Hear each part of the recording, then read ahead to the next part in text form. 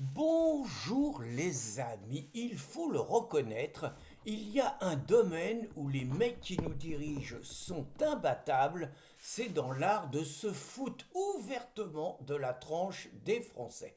Et je vais vous parler aujourd'hui de la nomination de Najat Vallaud-Belkacem, donc appelé Najat Belkacem, à la Cour des comptes. Alors, c'est tout un scénario, ça commence par Moscovici, qui est président socialiste de la Cour des comptes.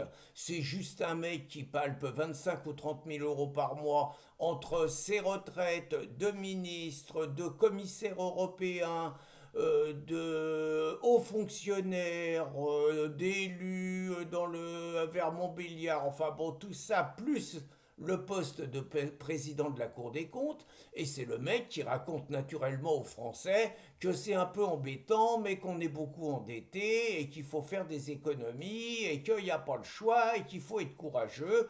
Et donc c'est ce mec qui est juste responsable par la politique qu'il a menée depuis toute sa carrière de socialiste. Il est responsable de l'état dans lequel est la France. C'est lui qui nous a collés dans les pattes de l'Union européenne, qui nous ruine et qui brise nos libertés. Mais c'est lui qui dit aux Français qu'il faut serrer la ceinture, quand en même temps il fait une nomination politicienne après avoir planqué l'incompétent Vincent Payon à la Cour des comptes, avoir planqué une autre socialiste bureau en 2025. Il nous colle Najat Vallaud-Belkacem, qui n'a absolument aucune compétence à la Cour des comptes, donc avec, paraît-il, des monnayages politiciens et tout, mais donc avec notre fric, on va payer à la Cour des comptes une nana qui ne sert à rien, qui n'a aucune compétence, si ce n'est qu'on planque une bonne copine. Alors, je vais vous parler quand même un tout petit peu de cette Najat Vallaud-Belkacem que mon copain Alain Falento, dans un superbe article publié en 2014, alors qu'elle venait d'être nommée ministre de l'Éducation nationale, Alain Falento avait parlé d'une parasite incompétente, hein, c'est lui qui l'avait dit, nommée ministre. Et donc c'est une nana qui est née au Maroc, qui a la double nationalité franco-marocaine, ce qui devrait déjà l'empêcher d'exercer n'importe quelle responsabilité. C'est d'autre part quelqu'un qui a adhéré au Parti socialiste le 21 avril 2002, naturellement la catastrophe, Jean-Marie Le Pen au deuxième tour. C'est quelqu'un qui n'a jamais bossé de sa vie, qui est présenté comme ayant été juriste, ayant travaillé 3 ans. Elle a travaillé 3 ans dans des cabinets où elle était planquée, soit là en cours de cassation, soit au Conseil d'État. Donc vous voyez déjà des structures qui ne sont pas neutres. Quand je dis qu'elle n'a jamais travaillé de sa vie, elle n'a jamais vraiment travaillé de sa vie dans le privé. Et je vous montrerai un peu plus tard les quelques expériences qu'elle a eues dans le privé. Bon, évidemment, comme elle n'est pas trop mal foutue et qu'elle est opportuniste, elle adhère au Parti socialiste dans les années donc 2002 où le Parti socialiste, bon, bah, c'est bien d'être dans les valises du Parti socialiste avec Gérard Collomb, donc elle franchit tous les seuils, elle est conseillère départementale, elle est conseillère régionale, elle se met dans les valises de Ségolène Royal, qui sort de 2007 et qui espère prendre la direction du Parti socialiste. Elle fait une carrière avec Ségolène, elle devient porte-parole de François Hollande lors de la primaire socialiste, et comme François Hollande gagne et que ça a été une bonne porte-parole, apparemment, avec l'image de la beurette et de la discrimination positive, il en faut forcément dans les équipes pour montrer qu'à gauche on est pour l'inclusion, on n'est pas raciste, etc., etc. Ce qui s'appelle un tout petit peu de la discrimination positive.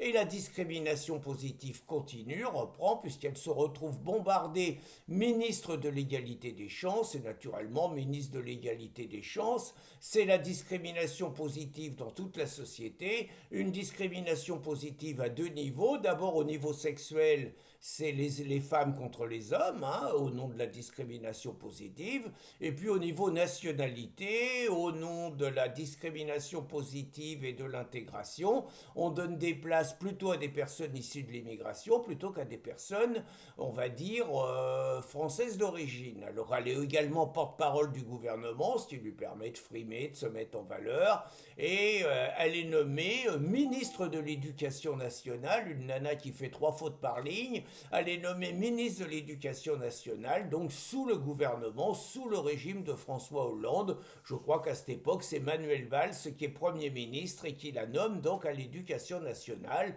Et à l'Éducation nationale, elle fait du socialo-immigrationniste, c'est-à-dire qu'au nom de l'égalité, elle tire tout vers le bas, elle fout en l'air toutes les structures d'excellence, elle politise naturellement les cours en imposant la théorie des LGBT, la théorie du mariage pour tous à l'école, en faisant des programmes de type déconstruction, genre papa porte une robe, et en réécrivant l'histoire, notamment au profit naturellement de l'Algérie dans l'affaire 54-62, et une vision de l'histoire qui est complètement au service de l'islam, qui est totalement dédiabolisée, et qui passe donc parmi les programmes scolaires. Alors, elle a du nez, elle a du tarin, mais elle loupe un truc, elle ne comprend pas qu'Hollande s'est plié, elle ne fait pas comme nombre de traîtres socialistes, elle ne basse pas chez Macron, tout simplement parce qu'elle est maquée avec Boris Vallaud, son époux, avec qui elle a 2 enfants, 2 jumeaux,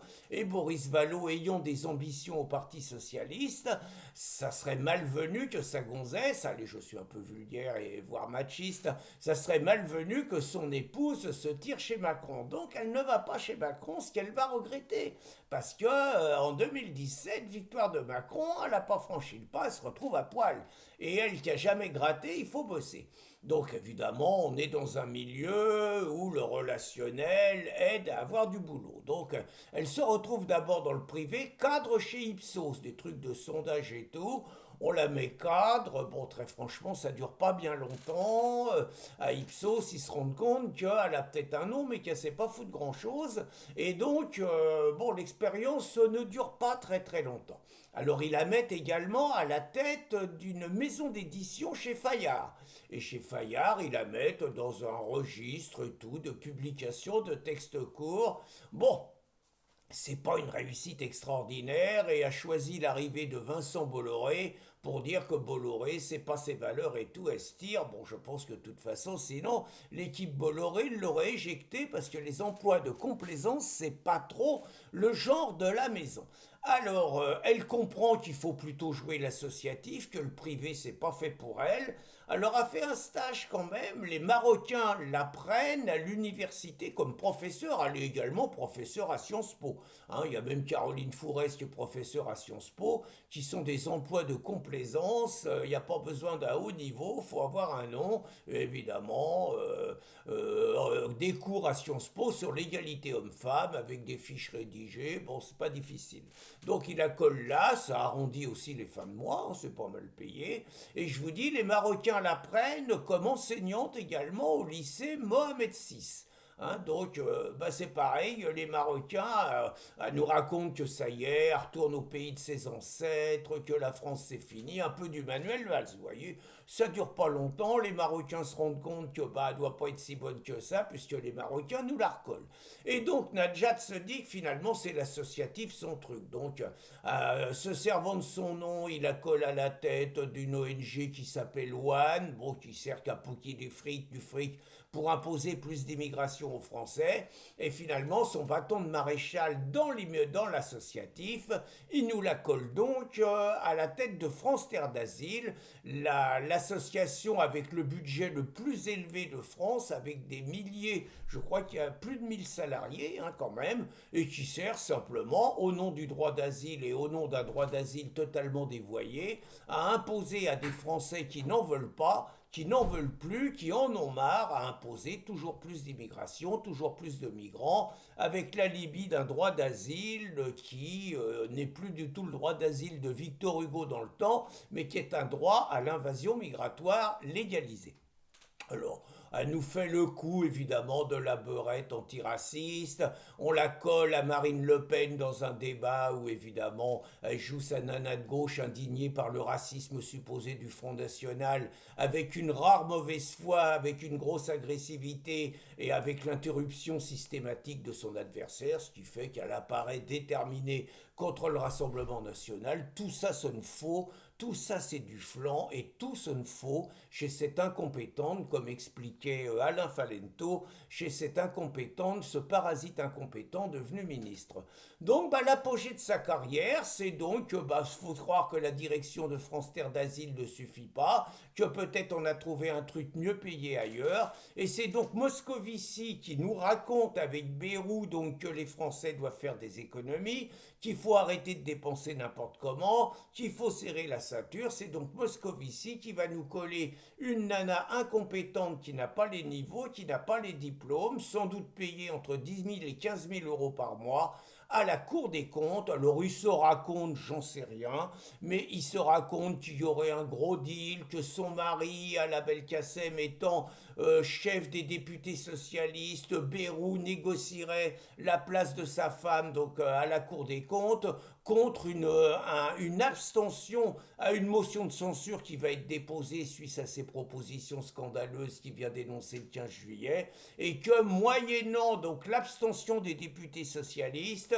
Nadjat aurait un boulot à vie à la Cour des comptes. Le pire, les amis, c'est que c'est crédible.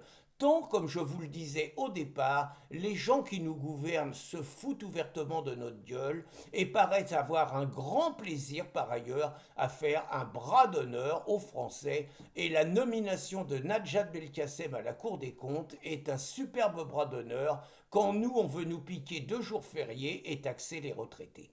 Bonne journée les amis!